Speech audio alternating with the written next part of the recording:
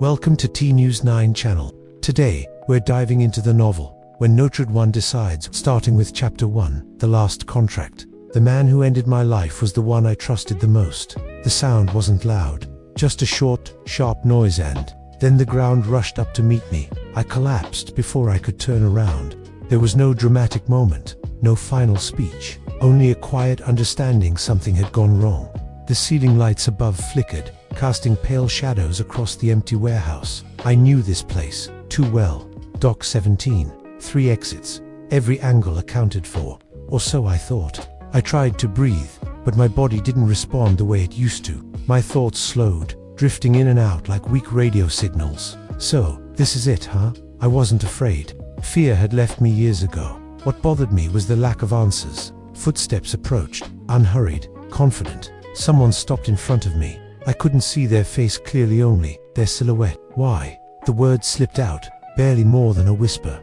No response came. Whatever needed to be done was already decided. The world faded, and that should have been the end. But when I opened my eyes again, I was standing. No pain, no weight, no sense of breathing. I looked down. My body was still there, unmoving, like an abandoned shell. Well, I muttered, that's new.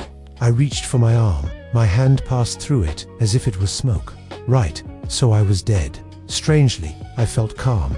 The warehouse was silent now, too silent. Sounds felt distant, like they belonged to another world. I searched for the person who had ended it all. Gone, clean, efficient. Figures. I tried the door. My hand slipped through the metal. I tried shouting.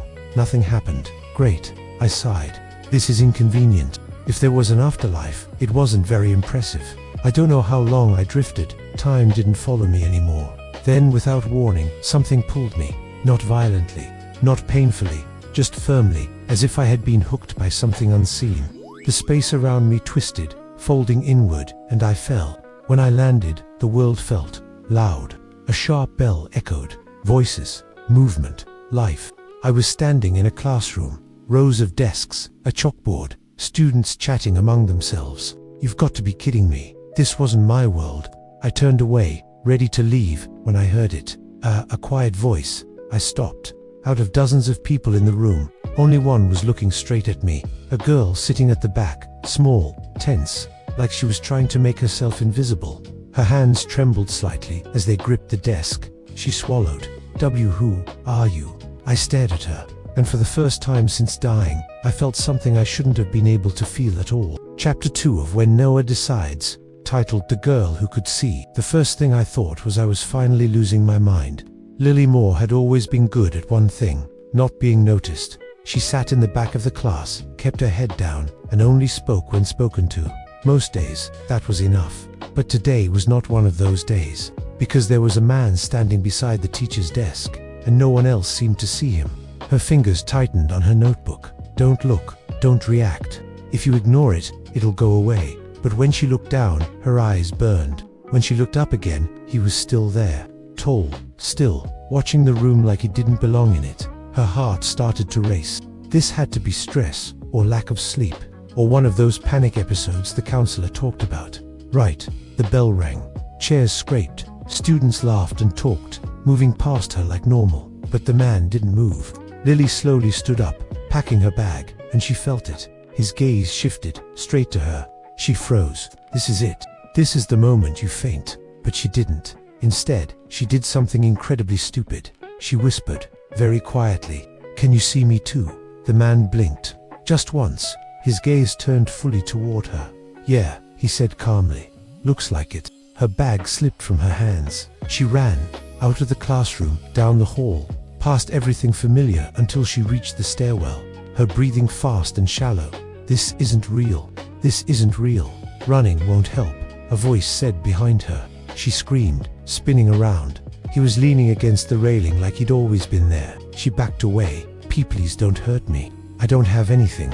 I swear." He frowned. "That's an odd thing to say. You followed me." "Correction," he replied. "I don't walk anymore. I drift." That did not help. Finally, Lily spoke again. "Are you a ghost?" He considered it. "Technically, yes." Her knees nearly gave out. She slid down the wall. "Oh my God," she whispered. "I really am crazy." "Unlikely," he said. Hallucinations usually don't talk back this well. She peeked up at him. He didn't look scary, just tired. You're really dead?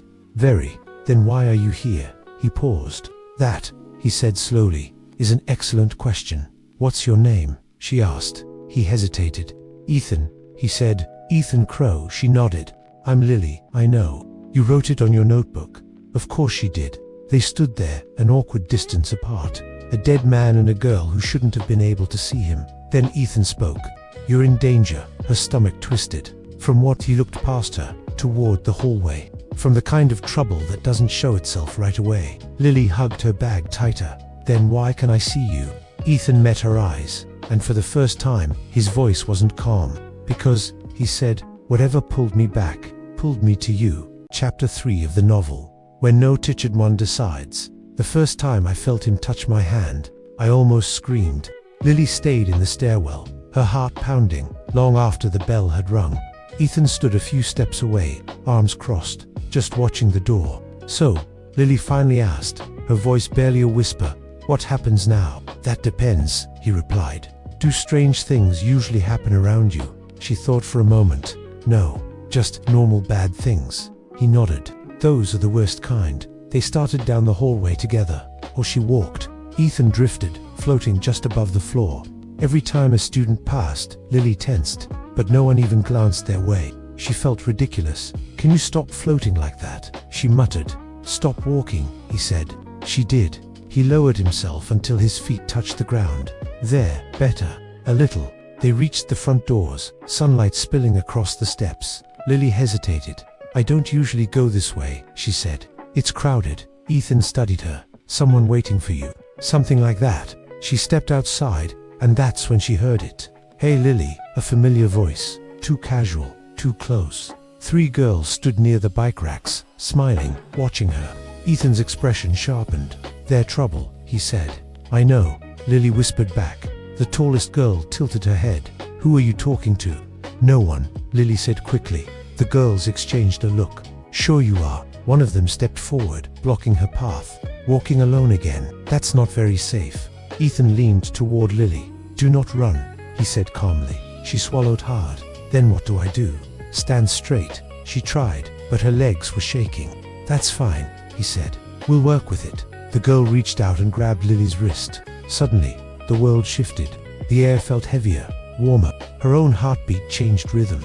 She felt a new awareness, one that wasn't hers. Don't fight it. Ethan's voice echoed inside her head. Just listen. What are you doing, Lily thought. Barring, he replied. Briefly, her arm moved, not with violence, but with just enough force to make the girl stumble back in surprise. What the? Lily blinked. Her feet were steady. Her back was straight. Oh my God, she whispered. Focus, Ethan said. You're still you. I'm just helping. The other 2 girls hesitated. Something in Lily's eyes had changed. It wasn't confidence. It was presence. Let go of me, Lily said, her voice sounding calmer, different. The girl scoffed. Or what? Small step back, Ethan instructed. She did. Good. Now breathe. The girl rolled her eyes and stepped away. Whatever. You're weird. They walked off, laughing too loudly. The pressure vanished. Lily staggered, and Ethan caught her wrist. Then he froze. His hand had stopped halfway. Interesting, he murmured. You touched me, Lily said faintly. So did you, he replied. That shouldn't be possible. Her heart pounded. What did you do to me? He looked from his hand to her. I think, he said slowly, you let me in. I didn't say you could. You didn't say no. That's worse. A corner of his mouth twitched. Point taken. Lily took a shaky breath. Does this mean you can control me? Ethan met her eyes, suddenly serious. No, he said. But it means something out there is already trying to hurt you, and that was why he was still here. Chapter 4. After. The worst part wasn't what happened, it was what happened after. Lily didn't remember how she got home. She remembered the bus ride only in pieces, the hum of the engine, the window vibrating against her forehead, and Ethan standing across the aisle like he belonged there. You should sit, he had said. Lily replied weakly. I am sitting. He paused. Fair enough. By the time she reached her front door, her legs felt like they belonged to someone else. She unlocked it, stepped inside, and dropped her bag on the floor. Then she sat down. Hard. The room spun. Okay, she whispered. I think something is wrong. Ethan hovered nearby, unusually quiet. Yes, he said at last. Something definitely is. That did not comfort her. Her house was small, quiet, and safe. Or at least, it used to be. Now there was a dead man standing in her living room. She pressed her palms into the carpet. I feel tired, she said. Like really tired. That makes sense. Why? Because you did something you weren't supposed to be able to do. She groaned and leaned back against the couch. I didn't even know I was doing it, which is the worrying part. She glanced up at him. Is this dangerous? Ethan didn't answer right away. That was worse than a yes. Potentially, he said. Lily lay down on the couch, staring at the ceiling. Her thoughts felt slow and sticky. You didn't take over, did you? She asked quietly. No, Ethan said. I wouldn't, but you helped, yes. Is there a difference? He considered it. There is to me. The dizziness faded, but a strange heaviness remained. Ethan watched her closely. You need to understand something, he said. Please don't say that like a warning. It is a warning. What happened back there wasn't an accident, he said. And it wasn't just fear. She turned her head slightly. Then what was it? You let me close enough to affect you. That sounds bad. It is. She sat up a little. So you can just do that now? No, he said immediately. Not unless you allow it. I didn't say yes. You didn't resist. That's not the same thing. I know, he said. Which is why we need rules. She blinked. Rules. Yes. 1. I don't step in unless you're in real danger. Define real. Someone trying to hurt you. Her stomach tightened. 2. He continued. I don't stay longer than necessary. And 3. You stop me if it feels wrong. How? You tell me to leave. And you will. He met her eyes. Yes. Lily hugged a pillow to her chest. Why me? She asked. Ethan didn't answer immediately. I don't know, he said honestly. But I don't think this is random. Her phone buzzed suddenly on the table. She flinched. A message lit up the screen. Unknown number. You left pretty fast today. Her heart skipped. Another message followed. Hope you didn't trip on the way out. Ethan was already looking at the phone. His expression still. That, he said, is not nothing. Lily's fingers trembled as she locked the screen. They're just being annoying, she said. Ethan shook his head slowly. No, he replied. That's someone checking how far they can go. And now they knew she wouldn't fight back. Chapter 5, Training, Version 0. I'm not teaching you how to fight, Ethan said. I'm teaching you how to notice. Lily sat on the edge of her bed, legs dangling, trying not to yawn. It was late, too late for homework, too early for whatever this was. Ethan stood near the window, arms crossed, staring out like the darkness owed him money. So, Lily said, this is training.